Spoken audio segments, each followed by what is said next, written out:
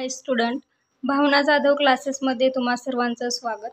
तर बघा तुमची एक विद्यार्थ्याची एक कमेंट आलेली होती की ऑडिटिंगच्या पेपरमध्ये पेपरमध्ये आन्सर लिहित असताना कशा पद्धतीने आन्सर लिहायचं, किती पेजेस एका प्रश्नासाठी लिहिणं गरजेचं आहे। तर ते आज मी पूर्ण तुमचे डाऊट क्लिअर करणार आहे। तर बघा हा जो मी प्रश्न लिहून दिलेले आहेत घेतलेले आहेत, तर हे प्रिव्हियस इयर किंवा क्वेश्चन पेपरमधील आहेत।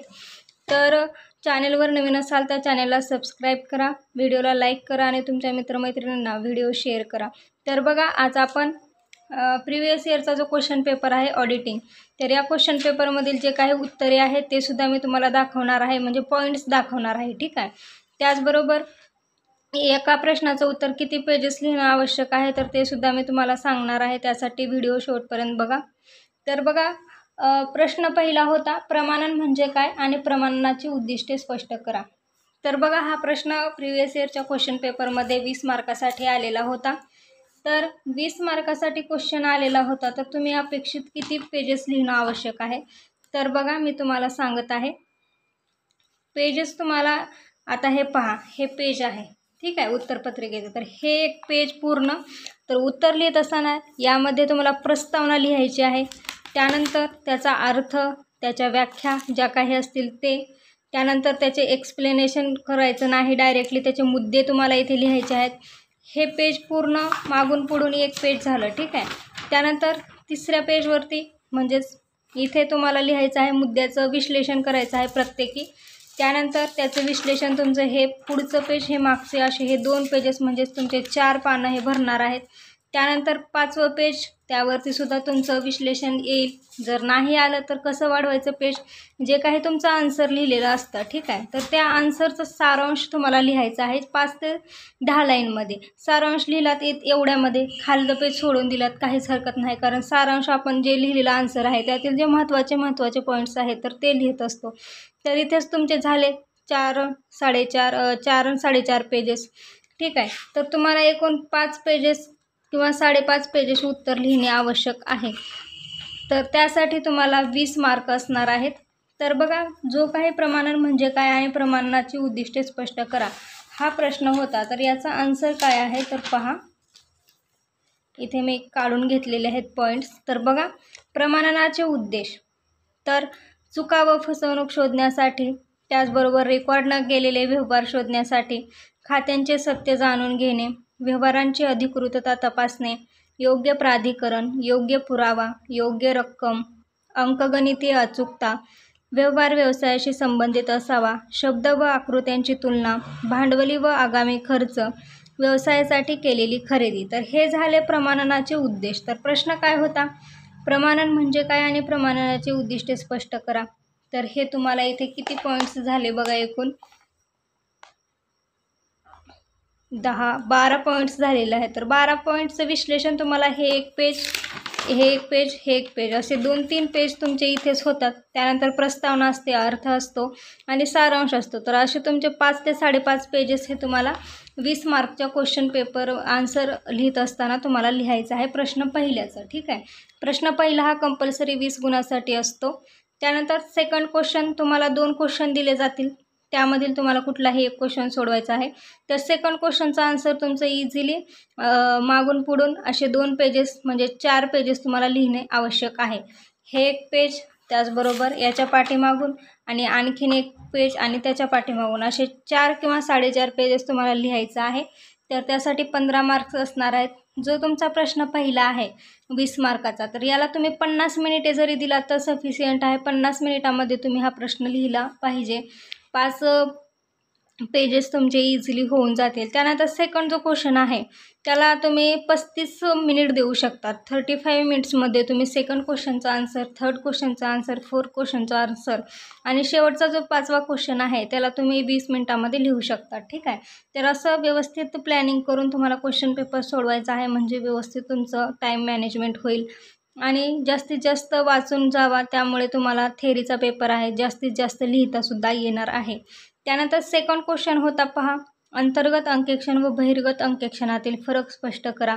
तर याचं मी तुम्हाला आन्सर दाखवत आहे आणि वाचून सुद्धा दाखवते, जेणेकरून तुमची ऐकून थोडीशी प्रॅक्टिस होईल आणि तुम्हाला थोडंसं लक्षात राहील. तुमच्याकडे जर ते पॉईंट नसतील तर ते मुद्द्याचे पॉईंट जे आहेत तर ते तुम्ही लिहून घेऊ शकतात आणि तेच तुम्ही एक्झाममध्ये लिहू शकतात. ठीक आहे. तर बघा, अंतर्गत अंकेक्षण आणि बहिर्गत अंकेक्षणातील फरक. तर हा तुम्हाला 15 गुणासाठी क्वेश्चन विचारण्यात येईल यावेळीसुद्धा. तर बघा, internal audit vs external audit. ठीक आहे. तर अंतर्गत अंकेक्षणाचा अर्थ हा झाला फरकाचा पॉईंट. तर अंतर्गत अंकेक्षणाचा अर्थ बघा, अंतर्गत अंकेक्षण हे एका स्वतंत्र लेखापरीक्षण विभागाद्वारे संस्थेमध्ये चालू असलेल्या अंकेक्षण कार्याचा संदर्भ आहे. आणि बाहेरगत अंकेक्षण हे स्वतंत्र संस्थेद्वारे केले जाणारे अंकेक्षण कार्य आहे जे संस्थेच्या कुठेही संबंधित असणार नाही. ठीक आहे. त्यानंतर सेकंड फरकाचा पॉईंट असणार आहे उद्देश. अंतर्गत अंकेक्षणाचा उद्देश काय आहे तर दैनंदिन क्रियाकल्पांचा आढावा घेणे आणि सुधारणेसाठी सूचना देणे. आणि बाहेरगत अंकेक्षणाचा उद्देश काय आहे तर कंपनीच्या विधानांचे पडताळणी करणे आणि चुका व फसवणूक शोधणे. त्यानंतर नियुक्ती. अंतर्गत अंकेक्षकाची नियुक्ती व्यवस्थापकाकडून केली जाते. कंपनीच्या भागधारकांकडून नियुक्ती केली जाते बहिर्गत अंकेक्षकाची. ठीक आहे. त्यानंतर व्याप्ती. संस्थेच्या व्यवस्थापनाने निर्णय घेतला जातो. कायद्याने ठरवल्याप्रमाणे बाहेरगत अंकेक्षक काम करत असतात. त्यानंतर मोबदला. अंतर्गत अंकेक्षक हे वेतन प्रक्रियेवरती काम करतात, तर बहिर्गत अंकेक्षण हा प्रोफेशनल फीवरती काम करत असतो. आपण त्याला सॅलरीच्या बेसिसवर घेतलेलं नसतं, तर त्याला एक फीस देऊन आपण बहिर्गत अंकेक्षण याला बोलून आपण अंकेक्षण करून घेत असतो. तर बघा, त्यानंतर 6वा आहे बंधन.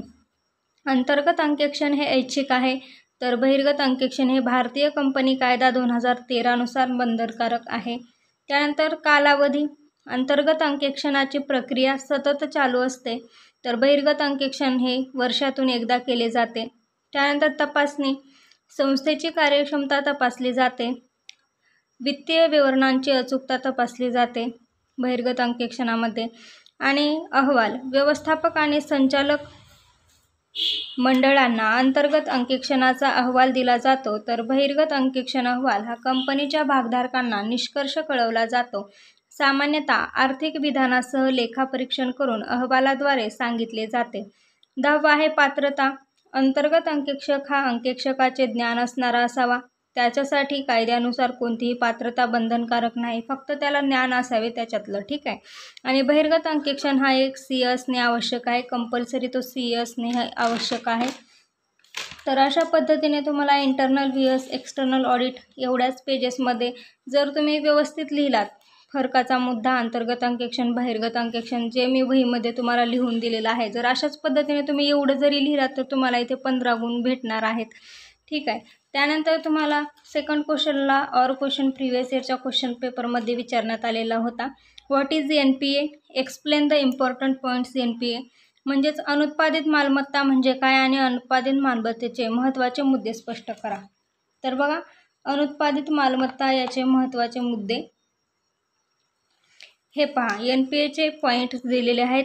प्रमाणित कर्ज खाते, दुय्यम प्रमाणित खाते, संशयित कर्ज खाते आणि बुडीत कर्ज खाते याचं तुम्हाला विश्लेषण करायचं आहे. जर तुम्हाला याचं PDF पाहिजे असेल तर मी याचं PDF टेलिग्रामवरती अपलोड केलेलं आहे, तुम्ही डाउनलोड करून घेऊ शकतात. PDF जे आहे तर ते पूर्ण जे काय म्हणतात त्याला सेमिनार तर ते अपेक्षित जे आहे तर ते मी म्हणजे अपलोड केलेलं आहे टेलिग्रामवरती, तिथून तुम्ही डाउनलोड करून घेऊ शकता. जर भेटलं नसेल तर तशी तुम्ही मला कमेंट करा, आणखीन एकदा डबल मी तुम्हाला टेलिग्रामवरती ते PDF अपलोड करेन. ठीक आहे. त्यानंतर बघा, थर्ड आहे what is standard on auditing. Explain the section 200 and section 240. अंकेक्षणाचे मानके म्हणजे काय आणि स्टँडर्ड ऑडिट म्हणजेच मानक 200 व मानक 240 स्पष्ट करा. तर अंकेक्षणाचे मानके एकूण किती आहेत? 11 मानके आहेत. तर तुम्हाला लक्षात ठेवण्यासाठी म्हणून मी इथे व्यवस्थित असे लिहून घेतलेलं आहे. तर प्रत्येक स्टँडर्ड ऑडिटमध्ये काय काय दिलेलं आहे आणि थोडक्यात शॉर्टमध्ये जर तुम्ही लक्षात ठेवला तर तुम्हाला एक्सप्लेन करण्यासाठी इझी जाणार आहे. तर बघा, स्टँडर्ड ऑडिट 200. तर यामध्ये काय आहे? उद्देश आणि जबाबदाऱ्या आहेत अंकेक्षकाच्या. ज्या काही उद्देश जबाबदाऱ्या आहेत तर ते तुम्हाला सेक्शन स्टँडर्ड ऑडिट 200मध्ये लिहायचं आहे. त्यानंतर स्टँडर्ड ऑडिट 230मध्ये काय आहे तर जे काही दस्तऐवज आहेत, ठीक आहे, दस्तऐवज इथे पहा. जर तुम्हाला याचं विश्लेषण पाहिजे असेल आणि NPAची जर तुम्ही माहिती लिहून घेणार असाल तर इथे पहा, NPA नॉन परफॉर्मिंग असेट. तर यामध्ये तुम्हाला प्रमाणित कर्ज खाते, दुय्यम प्रमाणित खाते, बुडीत कर्ज खाते, स्वयंचलित कर्ज खाते अशा पद्धतीने तुम्हाला लिहायचं आहे. त्यानंतर पहा तुम्हाला काय सांगितलेलं आहे, स्टँडर्ड ऑडिट. तर बघा स्टँडर्ड ऑडिटमध्ये स्टँडर्ड ऑडिट 200मध्ये स्वतंत्र लेखा परीक्षकाची एकूण उद्दिष्टे आणि ऑडिटिंगच्या मानकानुसार ऑडिटिंगचे आचरण हे मानक 1 एप्रिल 2010 पासून किंवा त्यांच्यानंतरच्या कालावधीसाठी आर्थिक विवरणाच्या अंकेक्षणासाठी प्रभावित आहेत. त्यानंतर स्टँडर्ड 230मध्ये काय सांगितले तर ऑडिट डॉक्युमेंटेशन. तर लक्षात राहण्यासाठी मी शॉर्टमध्ये तुम्हाला सांगत आहे. 230मध्ये ऑडिट डॉक्युमेंटेशन म्हणजेच काय, जे आर्थिक विधानांच्या अंकेक्षणासाठी अंकेक्षण दस्तऐवज तयार करण्याच्या अंकेक्षकाच्या जबाबदारीशी संबंधित आहे.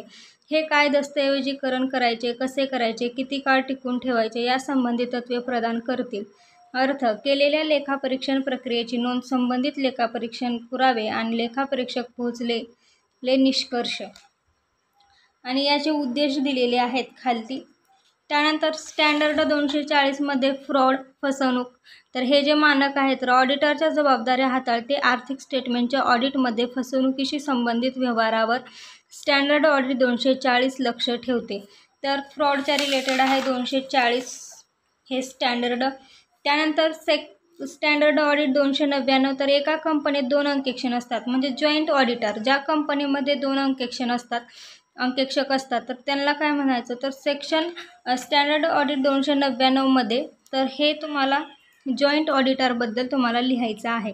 त्यानंतर स्टँडर्ड ऑडिट 300. तर यामध्ये काय आहे तर अंकेक्षणाचं नियोजन म्हणजे अगोदर धोरण ठरवलं जातं की कोणतं काम किती वेळेत करायचं आहे, कोणतं काम कोणी करायचं, कसं करायचं, कधी करायचं. तर हे तुमचं स्टँडर्ड ऑडिट 300मध्ये तुम्हाला लिहायचं आहे. त्यानंतर स्टँडर्ड ऑडिट 500. तर यामध्ये काय सांगितलेलं आहे तर जे काही अंकेक्षण पुरावे आहेत तर ते तुम्हाला इथे सेक्शन 500मध्ये स्टँडर्ड ऑडिट 500मध्ये तुम्हाला घ्यायचं आहे. त्यानंतर सेक्शन 580मध्ये पुरावे लेखी घेणे व्यवस्थापनाकडून.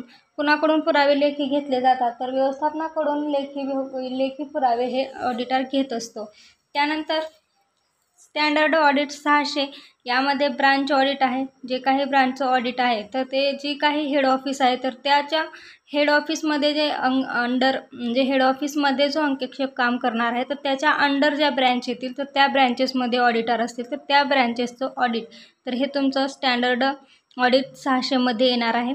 त्यानंतर स्टँडर्ड ऑडिट 610. यामध्ये काय येणार आहे तर अंतर्गत अंकेक्षकाचा बाह्य अंकेक्षकाशी संबंध.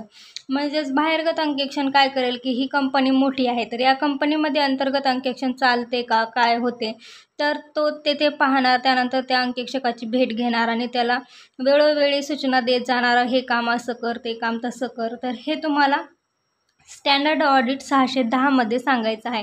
हे स्टँडर्ड ऑडिट तुम्हाला एकदम चुकायचे नाही. ज्या स्टँडर्डमध्ये जे सांगितले तेच अगदी लिहायचं आहे. त्यामुळेच मी शॉर्ट काढून दिलेलं आहे कारण जेणेकरून तुम्हाला समजून येईल की काय नेमकं या पॉईंटमध्ये लिहायचं तरी काय आहे, ठीक आहे. त्यानंतर स्टँडर्ड ऑडिट 620. तर यामध्ये काय करणार आहे एक्सपर्ट व्यक्तीकडून काम करून घेणे. म्हणजेच काय तर बघा जो काही अंतर्गत अंकेक्षण असणार आहे तर बघा आता ताळेबंद आहे किंवा लॅबिलिटी असेट साईट आहे. जी आता असेट साईटचं जे ट्रेड गुडविल वगैरे आहे जर त्याचं कॅल्क्युलेशन व्यवस्थित करता येत नसेल किंवा आता बघा काय आहे तर हिरा गोल्ड वगैरे आहे, ठीक आहे. तर त्याचं जर कॅल्क्युलेशन अंकेक्षकाला करता येत नसेल तर तो व्यक्ती काय करेल जर एखाद्या एक्सपर्ट व्यक्तीकडून ते काम करून घेईल आणि त्याची पूर्ण जबाबदारी त्या एक्सपर्ट व्यक्तीकडे सोपवून देईल कारण ते काम याला जमत नाही. म्हणूनच तो काय करणार आहे तर एक्सपर्ट व्यक्तीकडून तो काम करून घेणार आहे. तर ते येणार आहे तुमचं स्टँडर्ड ऑडिट 620मध्ये. त्यानंतर स्टँडर्ड ऑडिट 320मध्ये काय येणार आहे material planning and financial statement. जे काही एलिमेंट्स आहेत, ठीक आहे. तर एलिमेंट्समध्ये काय असणार आहे ज्या काही चुका आहेत, ज्या काही डीप चेकिंग केली जाते, म्हणजे ज्या काही गोष्टी आहेत तर त्या सर्वात चांगल्या गोष्टी होणे हे गरजेचं असणार आहे. तर हे तुमचं 320मध्ये येणार आहे.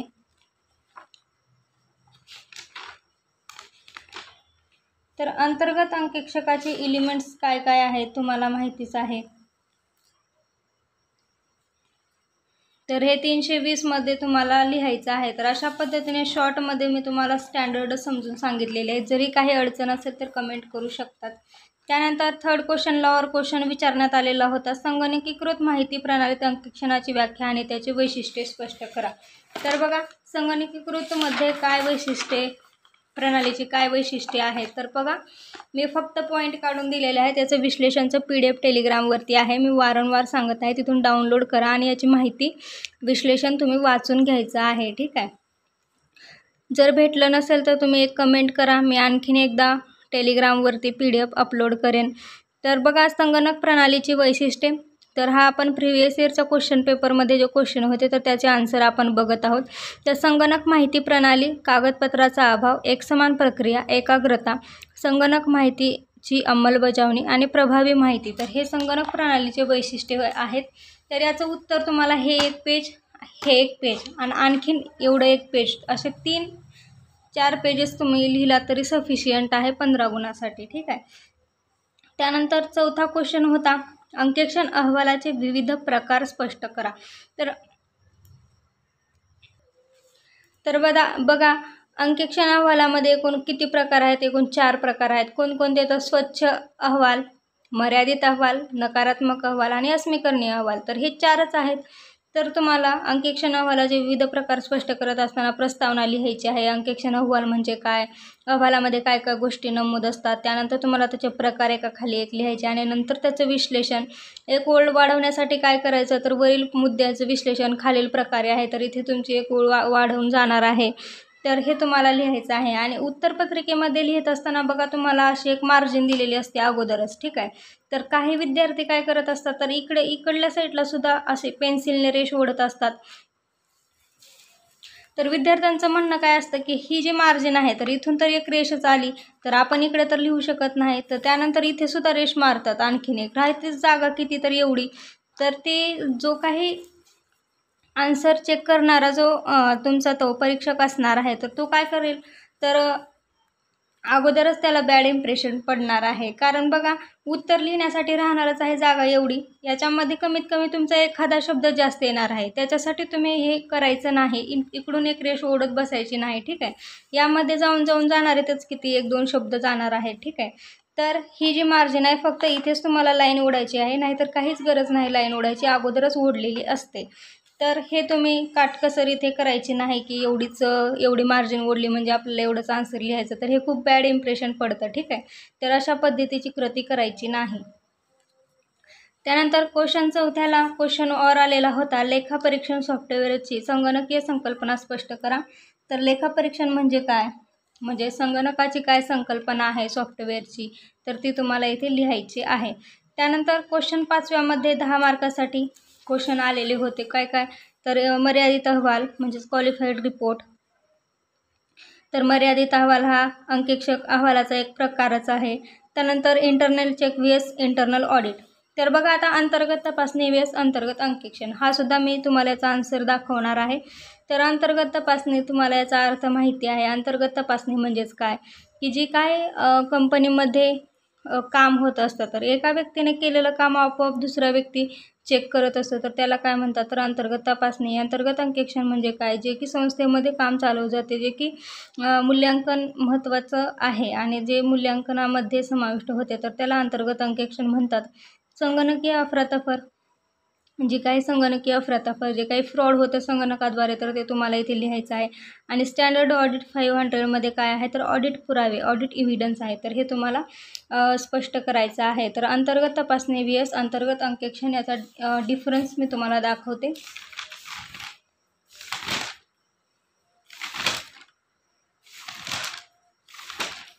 तर बघा, इथे आहे internal check and internal audit, अंतर्गत तपासणी आणि अंतर्गत अंकेक्षण.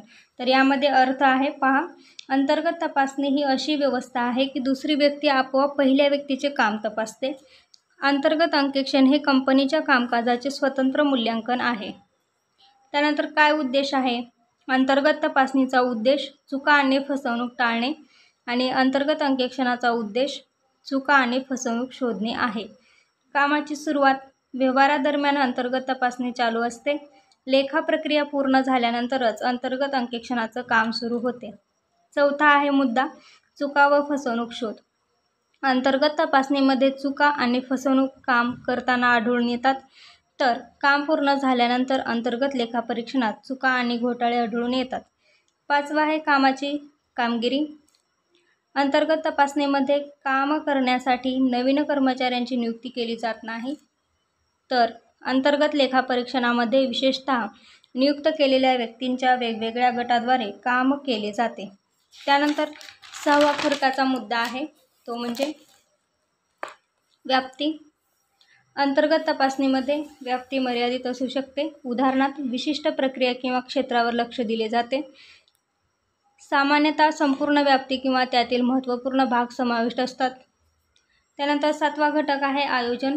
अंतर्गत तपासणीमध्ये संस्थेद्वारे अंमलबजावणी आणि देखभाल केली जाते, तर अंतर्गत अंकेक्षणामध्ये स्वतंत्र अंकेक्षण टीमद्वारे आयोजित केले जाते. त्यानंतर आठवा मुद्दा आहे कामकाज. सतत आधारावर अंतर्गत तपासणीचे काम केले जाते. सामान्यतः विशिष्ट कालावधीच्या आधारावर अंतर्गत अंकेक्षणाचे काम केले जाते. नववा मुद्दा आहे कर्मचाऱ्यांचा सहभाग. अंतर्गत तपासणीमध्ये मोठ्या प्रमाणात कर्मचाऱ्यांची गरज असते. तपासणी करण्यासाठी कर्मचाऱ्यांची गरज असते, परंतु अंकेक्षण करण्यासाठी जास्त लोकांची गरज असते का? तर नाही. कमी लोकांमध्ये अंतर्गत अंकेक्षणाचं काम पूर्ण केले जाऊ शकते. त्यानंतर 10वा आहे स्वतंत्र कर्मचाऱ्यांची गरज नाही. अंतर्गत तपासणीमध्ये अशी कोणतीही आवश्यकता नाही की स्वतंत्र कर्मचाऱ्याची गरज आहे, परंतु अंतर्गत अंकेक्षणामध्ये स्वतंत्र कर्मचाऱ्याची निवड केली जाते. अंतर्गत अंकेक्षण हा इंडिपेंडेंट पर्सन असतो, ठीक आहे. तर त्यामुळे स्वतंत्र कर्मचाऱ्याची ही निवड केली जाते. तर अशा पद्धतीने internal check and internal audit, तर याचा डिफरन्स आहे. तर अशा प्रकारे प्रिव्हियस इयरचा क्वेश्चन पेपरमध्ये जे आन्सर आलेले होते आपण बघितलेले आहेत. कोणतं क्वेश्चन किती मार्कासाठी आहे ते सुद्धा बघितलेलं आहे. तरी आणखीन एकदा पहा. पहिला क्वेश्चन तुम्हाला 20 गुणासाठी असणार आहे. तुम्हाला मागून पुढून असे 3 पेजेस लिहिणे आवश्यक आहे, म्हणजे 6 पानं तुम्हाला लिहायची आहे. त्यानंतर दुसरा क्वेश्चनला तुम्ही 5 पानं लिहिलात किंवा 4ही जरी लिहिला तरी सफिशियंट आहे. दुसरा क्वेश्चन 15 गुणासाठी. थर्ड क्वेश्चनसुद्धा 15 गुणासाठी आहे. 4-4.5 पेजेस लिहायचं आहे. चौथा क्वेश्चन 15 गुण, यालासुद्धा 4-4.5 पेजेस. आणि जो 5वा क्वेश्चन आहे याला 2-2.5 पेजेस तुम्ही लिहायचा आहे. तर हा क्वेश्चन 10 मार्कासाठी, असे 75 मार्क्सचा तुमचा पेपर असणार आहे. यात काही अडचण असेल, काही समजलं नसेल तर नक्की कमेंट करा. व्हिडिओ आवडला तर नक्की लाईक करा. आणि नेक्स्ट व्हिडिओमध्ये आपण ॲडव्हान्स मॅनेजमेंट याचे प्रॉब्लेम घेणार आहोत, जे की परीक्षेच्या दृष्टिकोनातून अतिशय महत्त्वाचे आहेत, ठीक आहे. तर बाकी जे काही चॅप्टर आहेत त्याच्या प्लेलिस्टमध्ये मी बनवलेले आहेत वेगळ्या, तर त्याचे तुम्हाला 2-2, 4-4 प्रॉब्लेम पाहता येतील. त्याची प्रॅक्टिस करा. भेटूया आपण नेक्स्ट व्हिडिओमध्ये. धन्यवाद.